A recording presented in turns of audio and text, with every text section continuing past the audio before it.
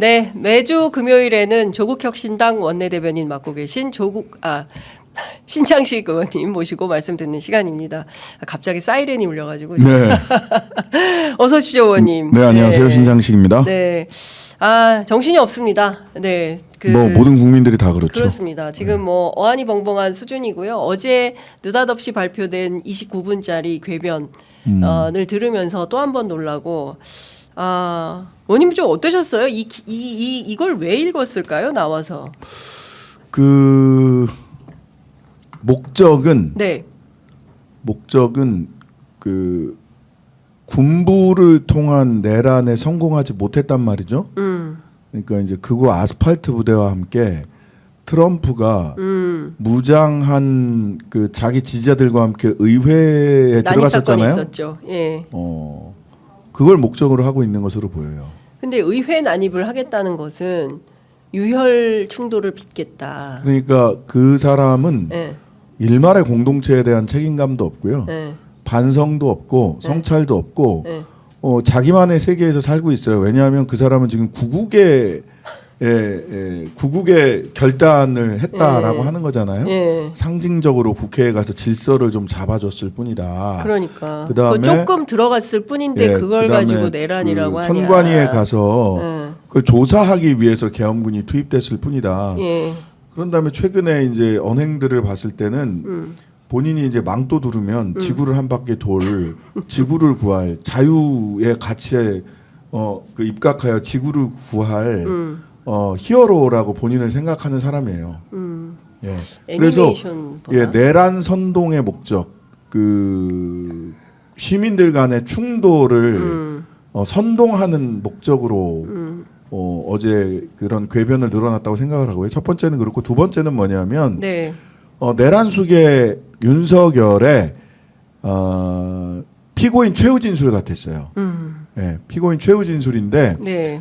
일단 총평을 하자면 저렇게 최후 진술하면 판사님이 당장 그만두세요. 그냥 그만하고 앉으세요. 이럴 겁니다. 왜냐하면 보통 유죄를 인정하지 않은 피고인들이 최후 진술을 할 때 사실관계를 부인합니다. 네. 이미 법정에서 뻔히 드러난 사실관계도 부인하거든요. 근데 내란 목적의 계엄이었다라고 하는 사실관계를 계속해서 부인합니다. 네. 예, 이미 국회 증언이나 여러 가지 수사기관의 조사를 통해서 명백하게 드러난 사실관계도 막 부인해요. 뭐 국회를 통제하지 않았다 웃기고 있네. 그럼 왜 담 넘어 들어갔는데? 그러니까요. 뭐 실무장하지 않았다? 그 계엄군들을 보고서 누가 무장하지 않았다고 얘기를 해요. 그러니까 총 다 들고 왔잖아요. 네, 사실관계를 다 부인을 해요. 이거는 이제 내란 목적을 부인하기 위한 거고요. 법리상 주장이 하나가 있는데 그게 통치 행위는 고도의 통치 행위는 사법심사의 대상이 되지 않는다라는 그렇죠. 헛소리를 한 겁니다. 이미 그러면 전두환 노태우는 왜 감옥에 갔어요? 그러니까 고도의 통치 행위라고 할 수도 있는 거잖아요. 물론 뭐 대통령이 아니니까 그럴 수 있다라고 하는데 또 돌이켜 봅시다. 박정희 대통령의 비상계엄, 그다음에 포고령, 계엄 포고령, 네. 그 비상조치 1호, 2호, 3호, 4호 나왔던 거 있죠. 네. 그것도 고도의 통치 행위예요. 근데 사법부에서 단죄하지 못하다가 나중에는 그 비상조치에 따라서 피해를 입은 사람들을 전부 다 사법적으로 이거 문제가 있다. 국가가 잘못했다라고 다 얘기했잖아요. 국가배상 받았잖아요. 국가배상 받았잖아요. 즉 고도의 통치 행위는 사법심사의 대상이 아니다라고 하는 법리 주장은 대한민국 헌법재판소와 법원이 이미 다 말도 안 되는 소리 하지 말아라라고 얘기를 한 바가 있어요. 네. 근데 이걸 가지고 시간을 끌어보겠다라는 거예요. 그리고 헌법재판소에서 야, 한 명만 내 얘기를 들어줘도 지금 6명이니까 어차피 최소한 6명 이상이 돼야 되는 거니까 한 명만 내 얘기에 동감을 해도 뭐 정영식 헌법재판관 등 평소에도 극우 유튜브 알고리즘에 같이 동참했던 사람이 단 한 명만 있으면 이길 수 있어. 내지는 시간을 지체해서 누구든 내 뜻에 나를 보호해 줄 수 있는 사람이 다음 대통령이 되면 나는 감옥 안 갈 수도 있어 라고 하는 이런 계산이 깔려 있다. 네. 이렇게 봅니다. 그러니까 이제 기본적으로는 저는 이런 생각이 좀 들었어요. 그래도 평생 법으로 먹고 산 사람이잖아요. 서울법대 나와서 구수해서 검사가 돼가지고 검찰총장 하고 그리고 대통령까지 됐잖아요. 그런데 우리 같은 사람이 보더라도 말도 안 되는 얘기를 이렇게 써놓은 거예요. 그러니까 상식에도 맞지 않고 법리에도 맞지 않고 뉴스 최소한 지금 나오는 정규 뉴스만 본다더라도 이런 글은 쓸 수가 없겠다. 자기만의 세계에 살고 있는 사람이에요. 그러니까 뉴스를 안 보는 것 같아요. 알고리즘에 의존하고 있다. 그러니까 그리고 알고리즘. 그 검사들 윤석열과 같이 그 일을 했던 검사 몇 사람한테 얘기를 들었는데 네. 그 한동훈 만났을 때도 했던 이렇게 딱 짚은 표정 있죠. 네. 그 포즈 있죠. 네. 그다음에 어제 담화할 때도 그런 짚은 포즈를 했죠.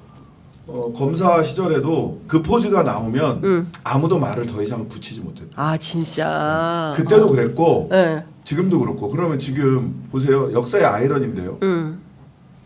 윤석열 쿠데타가 언제부터 시작됐을까요?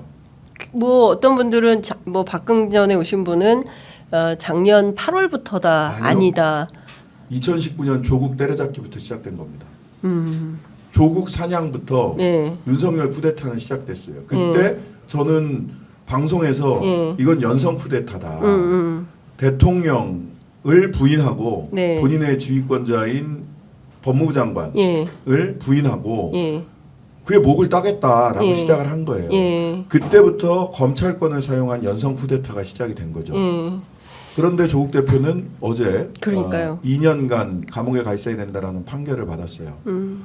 그 윤석열의 연성 쿠데타, 윤석열의 쿠데타의 최대 희생양이자 그리고 쿠데타를 무너뜨리는 데서 가장 앞서서 싸운 사람입니다. 내일 윤석열은 탄핵이 가결되고 직무집행 정지에 들어갈 겁니다. 조국은 감옥에 가고요. 이게 역사의 아이러니죠. 그래서 저는 조국의 부활을 믿습니다. 다시 돌아올 거고요. 돌아올 때는 더 본인의 말처럼 더 탄탄하고 맑은 사람이 돼서 돌아올 오겠다. 거라고 했습니다. 믿고 있고요.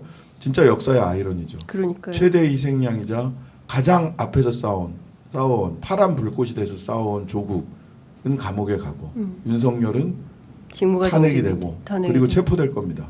주말간에 저는 체포될 거라고 봅니다. 주말 사이에 체포된다. 네.